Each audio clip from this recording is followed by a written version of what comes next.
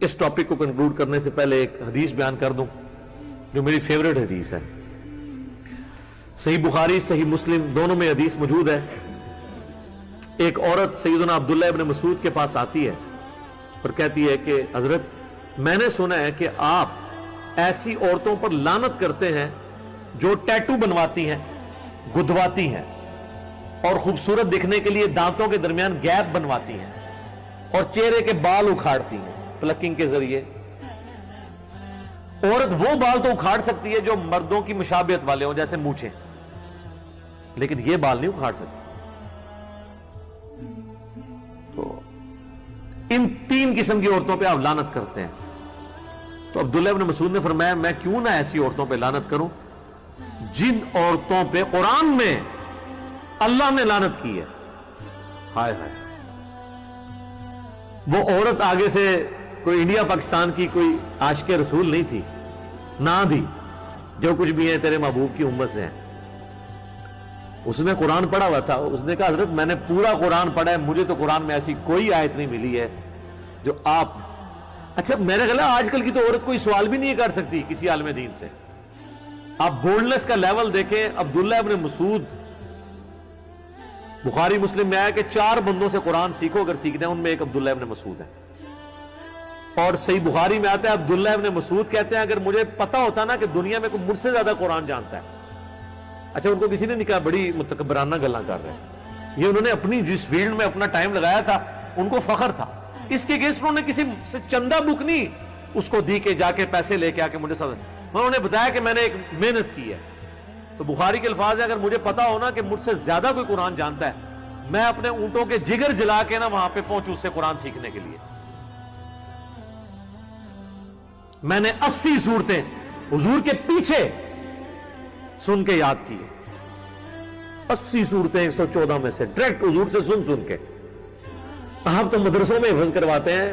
اس شخص کے بارے میں سوچیں جو حضور کے پیچھے نماز تہجد میں سن کے 80 صورتیں اس نے زبانی یاد کر لی.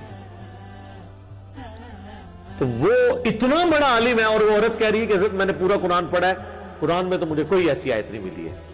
یعنی ریفرنس مانگ رہا ہے. یہاں آپ اکابرین سے، مفتیات سے، بزرگان دین سے ریفرنس مانگ کے دیکھیں. وہ کہتے ہیں مجھے پتا لگ گیا کہ ڈسلیشن تو بول رہے ہیں.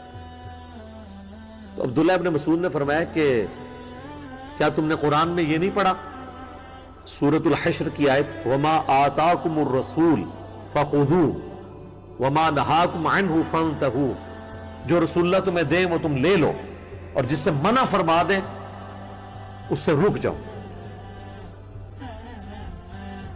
تو رسول اللہ نے ہی لعنت فرمائی ہے ایسی عورتوں پہ جو ٹیٹو بنواتی ہیں، گدواتی ہیں جسم میں یا دانتوں میں گیپ بنواتی ہیں. یہ اللہ کی خلقت کو تبدیل کرتی ہیں. اچھا اس میں الفاظ یہ ہیں کہ اللہ کی بنائی ہوئی خلقت کو بدلتی ہیں. اب کسی کے دانت ٹیڑھے ہیں نا وہ سیدھے کروا سکتا ہے، وہ خلقت کو بدلنا نہیں ہے. یہ ذہن میں رکھیے گا، وہ تو اس کی ڈیمیج خلقت ہے. اسی طریقے سے جن چیزوں میں حکم ہے خلقت کو بدلنے کا وہاں پہ خلقت کو بدلنا ہی فطرت ہے. مثلا بخاری مسلم حدیث ہے 5 چیزیں فطرت سے ہیں: مونچھیں پست کرنا، ختنہ کروانا، بغلوں کے بال صاف کرنا یا اکھیڑنا، زیر ناف بال صاف کرنا. یہ ساری کی ساری چیزیں کیا ہیں؟ خلقت ہے. حالانکہ خلقت کو بدلا جا رہا ہے. اب جب کسی کا ختنہ ہوتا ہے تو وہ نیچرل جو پیدا ہوا ہے اس سے تو وہ ہٹا کے کر رہے ہیں. اور ناخن کاٹنا. 5 چیزیں: مونچھیں، بغلوں کے بال، زیر ناف 3، چوتھی چیز ختنہ، اور 5ویں چیز ناخن کاٹنا. اب ناخن تو خلقت میں اگ رہے ہیں لیکن اس کو کاٹنا جو ہے فطرت ہے. یہ اللہ نے کاٹنے کو فطرت بنا دی ہے.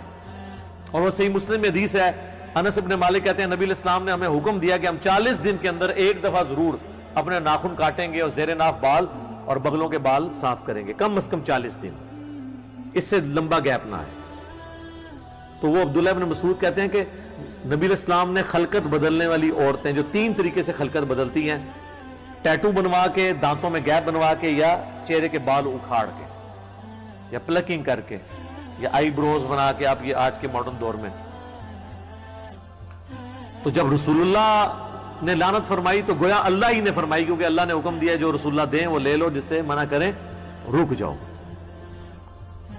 تو اس حدیث سے یہ بھی پتا چلا کہ صحابہ کرام آیات کو جنرلائز بھی کر لیتے تھے، حالانکہ یہ آیت مبارکہ مال غنیمت کے بارے میں کہ جو مال غنیمت میں حضور دیں لے لو، جس سے روک دیں رک جاؤ، یعنی تمہیں دینے سے روک دیا کسی اور کو دے دیا تو تم اب گلہ نہ کرو کہ میں تو سینئر مسلمان ہوں، حضور تو سینئرز کو دیتے ہی کام تھے، لہذا ہم بھی کسی سینئر اسٹوڈنٹ کو ڈانٹ دینا تو یہ سمجھے کہ مجھے آنر دی جا رہی ہے، یہ نیچرل چیز ہوتی ہے۔ اور جو نیو کمرز تھے ان کو، جناب صحیح مسلم میں آتا ہے ابو سفیان کو 100 اونٹ دے دیے تھے حضور نے غزوہ حنین کے موقع پر، 100 اونٹ آج کی بھی آپ کیلکولیشن کریں 2.5-3 کروڑ روپے بنتا ہے۔ تو انصاری صحابہ نے کہا ابھی تو ہماری تلواروں سے قریش مکہ کا خون ٹپک رہا ہے اور اس شخص پہ اپنے قبیلے کی محبت غالب آ گئی۔ اب یہ کلمات کفر تھے رسول اللہ کے بارے میں بولنا، جب آپ نے پیغمبر مانا ہے تو پھر کوئی گلہ شکوہ نہیں۔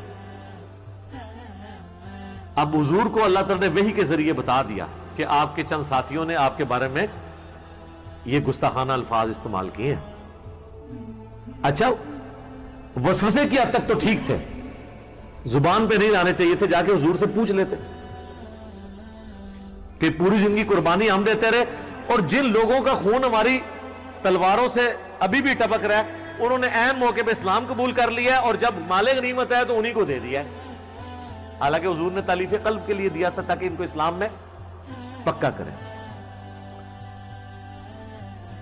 تو نبی علیہ السلام نے بلا کے کہا تم نے یوں بات کی ہے، انہوں نے کہا یا رسول اللہ کی ہے، تو آپ نے فرمایا کیا تم اس پہ راضی نہیں ہو یہ دنیا کا مال لے جائیں اور تم اللہ کے نبی کو لے جاؤ؟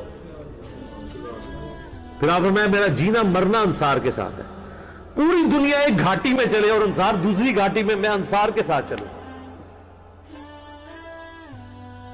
تو انہوں نے کہا اللہ کے رسول ہم آپ پہ راضی ہیں، ہمیں آپ چاہیے۔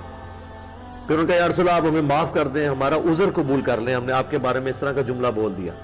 آپ فرمایا اللہ اور اس کا رسول تمہارا عذر قبول کرتے ہیں۔ یہ ہوتے 295C لگوا دیتے ہیں، یہ کہتے ہیں کہ جب ایک دفعہ گستاخی ہو جائے نا تو اسے قتل ضرور کیا جائے گا، اس کی توبہ وہ قتل ہی ہوگی۔ ان کے تحت وہ سارے صحابہ انصار مدینہ قتل ہونے چاہیے تھے جنہوں نے یہ بات کر دی تھی، کیونکہ عذر پھر وہ اگلا بہانہ کریں گے نہیں حضور خود تو معاف کر سکتے تھے، ہم نہیں معاف کریں گے۔ بلکہ اگلے دن ایک مولوی کا میں سن رہا، وہ تو کہہ رہا تھا ہاں اللہ کے حضور معافی ہو جائے گی لیکن ہم نہیں معاف کریں گے۔ واہ واہ تہاڈا ایڈو سٹیٹس ہے، گلاں سنو انہاں دی۔ آگے وہ عورت کہنے لگی عبداللہ ابن مسعود کو، اب ساری باتیں ختم ہو گئی، اس نے کہا جی ہم نے تو سنا آپ کی بیوی بھی یہ تینوں کام کرتی ہے، یعنی کوئی کلپ چڑھا ہوگا ان کی بیوی کے بارے میں اس زمانے میں، یہاں پہ بھی لوگ ایک دوسرے کے خلاف کلپ چڑھا دیتے ہیں۔ تو عبداللہ ابن مسعود نے کہا اندر جاؤ میری بیوی کو دیکھ لو۔ وہ اندر گئی، شرمندہ ہو کے باہر نکلی، ان کا کہ آپ کی بیوی میں ایسی کوئی چیز نہیں ہے، نہ وہ ٹیٹو بنواتی ہے، نہ یہ اور نہ پلکنگ۔ تو آپ نے فرمایا کہ سن لے اگر وہ یہ کام کرتی ہوتی پھر ابن مسعود کی بیوی نہ ہوتی، کہ اللہ کے نبی کی نافرمان ہو اور وہ میری بیوی ہو، یہ ہو ہی نہیں سکتا۔ ٹھیک ہے، کاش میں دور پیمبر اٹھایا جاتا بخدا قدموں میں سرکار کے پایا جاتا